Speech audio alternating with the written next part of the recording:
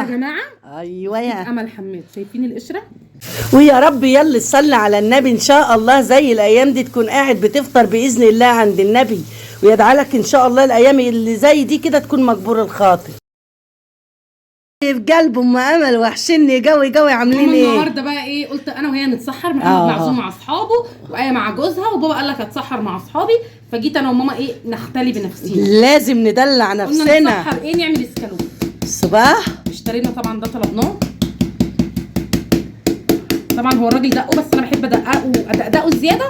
ليه بقى من دققه زياده؟ عشان التتبيله تدخل جوه الخلايا بتاعت العسل. تسلم ايديكي يا اموله. اللي بيعمل اسكالوب زينا نقول له ايه يا عمنا؟ 5 علينا و5 شويه. طبعا احنا سحورنا مختلف على رأي ام سعيد. اللحمه دي مش عند ام سعيد، بس ان شاء الله قريب نروح الجربيه ونجيب منها لحمه ان شاء الله.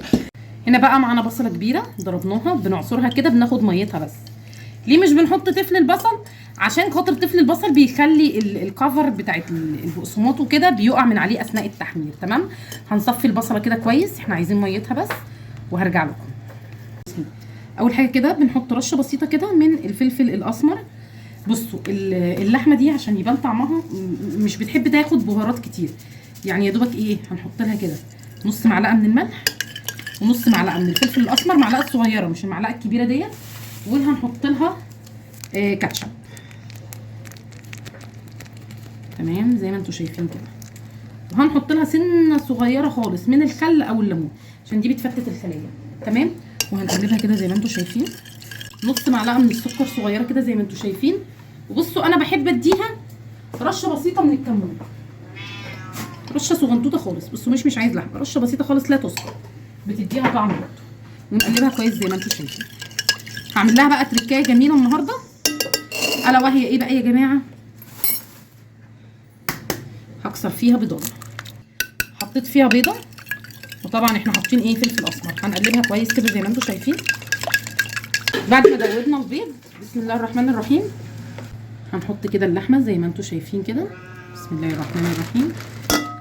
طبعا احنا عارفين ايه يا جمال اللحمه، يا حلاوه اللحمه. طبعا الواحد زهق بقى من السحور، بيض وجبنه وبطاطس محمره بصوا البني ادم بطبعه زهوق. بيزهق، ما بيعرفش يمشي دايما بوتيره واحده كده، فاهمين؟ فنغير بقى يا جماعه، وبما اننا النهارده اصلا احنا كنا فطرانين بره البيت، انتوا عارفين الواحد ما بياكلش في بيته زي ما بياكل بره بيته. هنحطها كده في التتبيله زي ما انتوا شايفين، خلاص هي كلها كده مغموره في التتبيله. هنعمل ايه بقى دلوقتي؟ هنغطيها بالاسترتش وهنحطها في التلاجة ساعتين 3 4 قبلها بليله، يبقى تمام. اللحمه ما بتاخدش بهارات كتير عشان ما نضيعش طعمها، فيلا بينا بقى نحطها في التلاجة وبعدين نرجع نكمل. هنا بقى طبعا حطيت بقسماط، وحطيت معاه معلقتين من الدقيق، وحطيت ملح وفلفل اسمر بسيط خالص. وفي الطبق التاني ده طبعا انا حاطه بيضه في التتبيله، بس انا بحب برضو احط بيض تاني بيخلي الكفر كده يمسك اكتر. حطيت بيضه هنا وقلبتها كويس. بسم الله الرحمن الرحيم. هناخد اللحمه من هنا ونحطها في البيض زي ما انتم شايفين كده.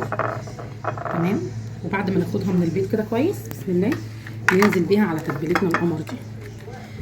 انا بعمل بايديا والماما ما بتقرفش من ايدي، واحنا مش بنقرف من ايد بعضنا، احنا متعودين على كده. اهم حاجه انك تضغطي عليها جامد كده، فاهمين؟ وخلي التتبيله تتغلغل كل حته فيها. تمام زي ما انتم شايفين كده.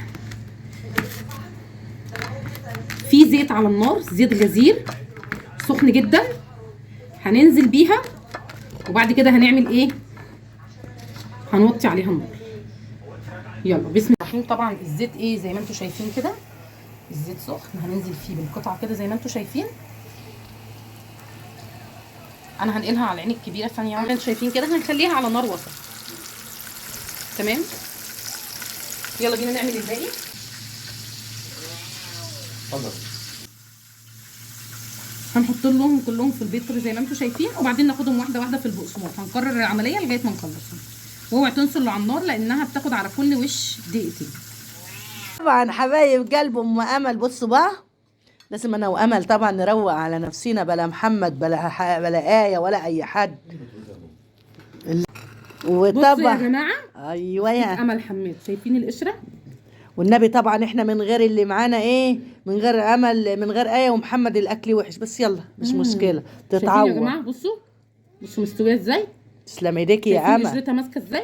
كانت عايزه تبرد شويه بس احنا عايزين نلحق عشان السحور. بص الجمال. احلى بفتيك على طريقه امل حماد. صلوا على النبي بقى، ما تنسوش تصلوا على النبي يا رب يا اللي تصلي على النبي وتحط لايك زي الايام ديت تكوني عند سيدنا النبي عليه الصلاة أفضل والسلام. الصلاة والسلام. اللهم صل وسلم وبارك على سيدنا محمد. شير ولايك ودعوة حلوة.